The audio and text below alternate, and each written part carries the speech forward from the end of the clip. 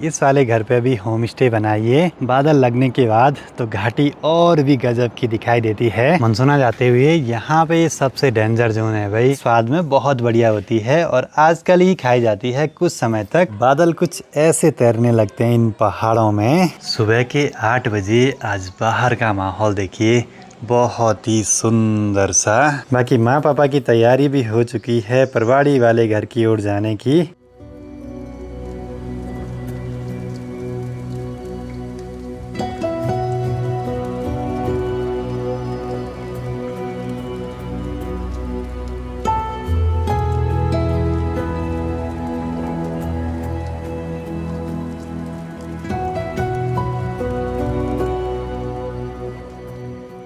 तो सबसे पहले आप सभी को मेरा प्यार व नमस्कार। मेरा नाम है आलोक राणा और स्वागत है आप सभी का देवभूमि उत्तराखंड के मधमहेश्वर घाटी के इन खूबसूरत पहाड़ों से। सुबह तक थोड़े बहुत पहाड़ दिखाई दे रहे थे, लेकिन अभी चारों ओर खूब सारे बादल ही बादल।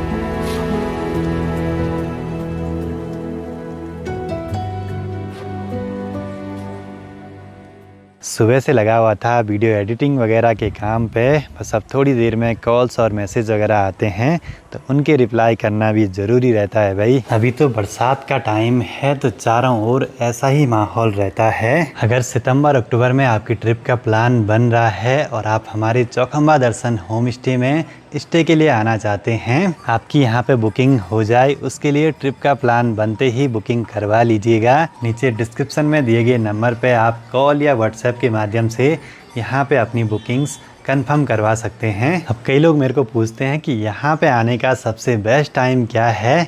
हर महीने में यहाँ की खूबसूरती कुछ अलग ही रहती है। जनवरी से दिसंबर तक बताते हैं आपको। जनवरी से अप्रैल के महीने में चारों ओर की बर्फीली चोटियों पे खूब सारी बर्फ़ दिखाई देगी और हो सकता है आसपास के ऊंचे इलाकों में आपको लाइव स्नोफॉल का आनंद लेने का मौका भी मिले। साथ ही मार्च अप्रैल में आसपास के इन जंगलों में खूब सारे बुरांस के फूल खिले रहते हैं। मई से अगस्त महीने में चारों धामों की यात्राएं भी शुरू हो जाती हैं, पंच केदारों के दर्शन भी हो जाते हैं और आसपास के जो भी बुग्याल हैं उनमें बहुत सारे रंग बिरंगे फूल भी खिलने लग जाते हैं। साथ ही बरसात के टाइम पे खूब सारे वाटरफॉल वगैरह आसानी से दिख जाएंगे और चारों ओर बस ये हरा भरा सा माहौल। साथ ही सितंबर और अक्टूबर का महीना चारों धाम की यात्रा के लिए सबसे बेस्ट मानते हैं। धीरे धीरे ठंड बढ़ने लगेगी तो हो सकता है कि दिसंबर के लास्ट में आपको लाइव स्नोफॉल भी देखने को मिल सकती है आसपास के ऊपरी इलाकों में। आजकल जैसे ही मैं कॉल्स वगैरह पिक करता हूं तो बहुत सारे लोग ऐसे मिल जाते हैं जो कि अपनी वीडियोस जब मैं श्रीनगर में जॉब करता था तब से देखते हैं और कुछ तो उससे पहले से भी, और इस जगह से उनका कितना लगाव हो चुका होगा उन वीडियोस के माध्यम से। मैं तो लगा हूं यहाँ पे बुकिंग्स लेने पे, साथ ही अपनी अलमारी को संतरियाने पे, और बाहर माँ भी पहुँच गई परवाड़ी वाले घर से। और कल हम इतने बजे तक तो परवाड़ी पहुंच रहे थे। घर पे आते ही माँ कर रही है लंच बनाने की तैयारी और आज भी साग में बन रहा है सौंला की धेपली। कद्दू के पत्ते हैं। अच्छा, चौलाई के पत्ते हैं। अच्छा, तो ये स्वाद में बहुत बढ़िया होती है और आजकल ही खाई जाती है कुछ समय तक। इसका सीजन है हाँ, अगस्त तक। हाँ। अगस्त के बाद वो सितंबर तक वो पके हो जाते ना। दिन के 2:30 बजे बाहर बारिश होगी शुरू।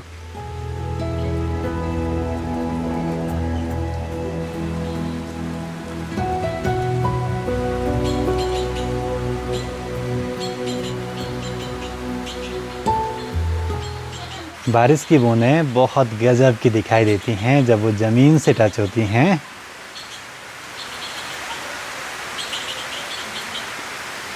साथ में पक्षियों की चहचहाट इसमें चार चांद लगा देती है। और बारिश बंद होने के बाद बादल कुछ ऐसे तैरने लगते हैं इन पहाड़ों में, जो कि एक अलग ही माहौल बनाता है इन पहाड़ों का।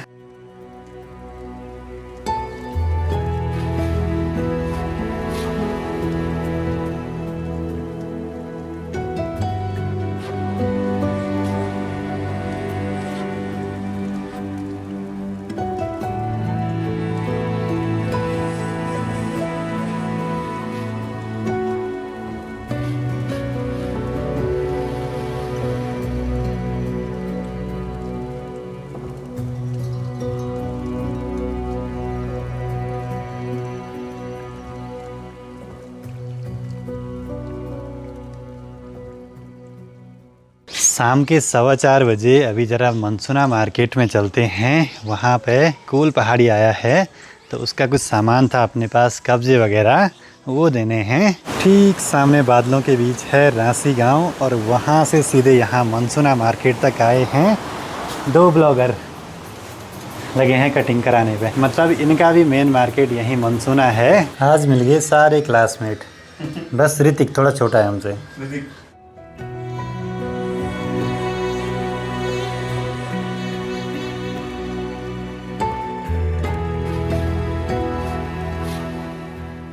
बादलों के बीच से आ रही हल्की धूप से मौसम अभी बड़ा सुहावना सा हो चुका है। पुराने वाले घर की छत पूरी भीगी है तो अब लग रहा है भाई कि कहाँ कहाँ शैवाल जमी है, कहाँ फिसलन है। इसमें चलना तो आजकल बिल्कुल भी सेफ नहीं। जुगाड़ तो करा है यहाँ पे ये पानी जिससे अंदर न जाए, लेकिन फिर भी पानी अंदर जा ही रहा है। और यहाँ से सामने का माहौल देखिए, पूरी केदार घाटी, आसमान भी खुलने लगा है धीरे धीरे। यहाँ पुराने वाले घर के आसपास के नज़ारे भी बड़े सुंदर से हैं। बादल लगने के बाद तो घाटी और भी गजब की दिखाई देती है। और घर के ठीक पास में है फापंज गांव, और ये गांव भी आजकल बड़ा खूबसूरत है। चारों ओर बस हरे भरे से खेत बहुत ही सुंदर लग रहे हैं ऐसे में।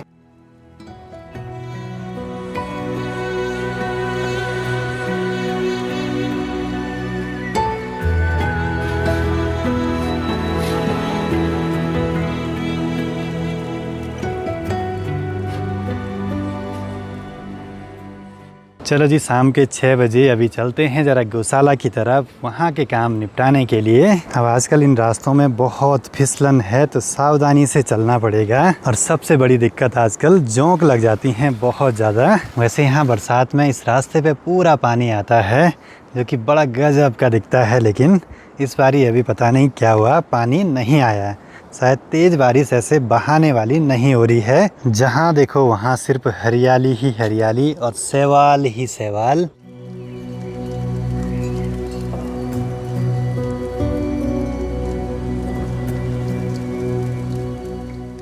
गौशाला की ओर आके दिल खुश हो जाता है भाई। चारों ओर जब हरियाली दिखती है, खूब सारी साग सब्जियाँ दिखती हैं ना, तब बढ़िया लगता है। कुछ समय में ककड़ियाँ भी लग जाएंगी, फिर तो यहाँ पे डेली आके एक ककड़ी तो खा ही लेते हैं। यहाँ पे बस एक काम, गाय को पानी पिलाना और घास डालना और गौशाला के दरवाजे अच्छे से लगाना है। बाकी कुछ समय में गौशाला के पास में इस बेल पे खूब ककड़ियाँ लग जाएंगी। अभी यहाँ पे बैंगन की पौध पे छोटे छोटे बैंगन लगने लगे हैं, बस कोई बंदर वगैरह नुकसान न कर दे। बाकी आजकल इन सब पत्तों की सब्जी भी खाई जाती है, कोमल कोमल पत्तियाँ निकाल के। बाकी आजकल सनसेट होने के लिए यहाँ जाता है, और जब पीक सर्दियों का सीजन रहता है तो वहाँ उस कोने में। बाकी काफ़ी लोगों का एक सवाल था होम स्टे से रिलेटेड कि क्या हम अपना पेट वहाँ ले आ सकते हैं। तो एक सबसे बड़ी दिक्कत है उसके साथ कि अगर आप अपना डॉग ले आएंगे तो यहाँ गांव वालों के जो कुत्ते रहते हैं उनको बांध के नहीं रखते हैं, यहाँ ऐसे नॉर्मली खुले छोड़े रहते हैं। अगर उन्होंने उसको देख लिया तो वो उस पर अटैक कर सकते हैं कि हमारे पूरे एरिया में या गांव में ये कौन नया कुत्ता आ गया, तो फिर उसमें दिक्कत हो सकती है। बाकी अभी घर पे ऐसी कोई व्यवस्था नहीं है जहाँ पे हम पेट को रख सकें, ये भी एक दिक्कत है। अगर कभी फ्यूचर में प्लान बनता है इन चीज़ों पे काम करने का तो आपको पता लग जाएगा। चलो जी, अब वापसी निकल पड़ते हैं घर की ओर। बाकी अभी कुछ दिनों में यहाँ खूब सारी बेल ये ऊपर टॉप तक आ जाएंगी, तब तो यहाँ सब्जियाँ ही सब्जियाँ, ककड़ियाँ ही ककड़ियाँ कहीं से भी निकाल के खा सकते हैं। बाकी बहुत सारे लोग अपने साथ नए जुड़े होंगे इस पूरे सफ़र में, तो उनको बता दूं ये हमारा पुराना वाला घर है जहाँ पे कि हम 2022 से पहले रहा करते थे और हमारा बचपन यहीं पे बीता है।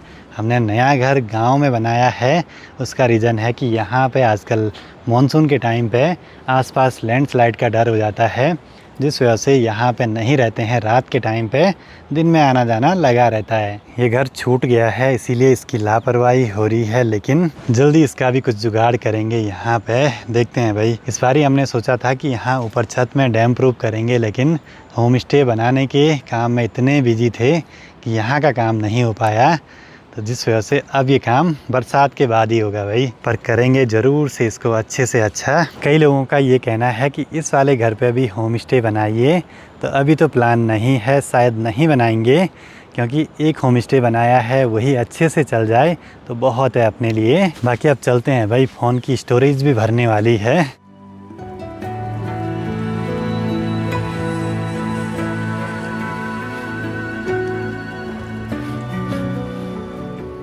मनसूना जाते हुए यहाँ पे सबसे डेंजर जोन है भाई। ऊपर से अपने गांव की रोड कट रही थी, रोड तो कटी नहीं, सारा मलबा यहाँ आ जाता है। बार बार यहाँ पे रोड ब्लॉक होती रहती है और कीचड़ ही कीचड़। अब हर साल यहाँ आने वाले यात्रियों की संख्या बढ़ रही है तो फिर रोड तो बढ़िया होनी ही चाहिए। शाम के 7:15 बजे अभी तक चौखंबा पर्वत की ऊंची चोटियों पे सूरज की थोड़ी बहुत किरणें बची हुई हैं जो कि बड़ी गजब की चमक रही हैं भाई।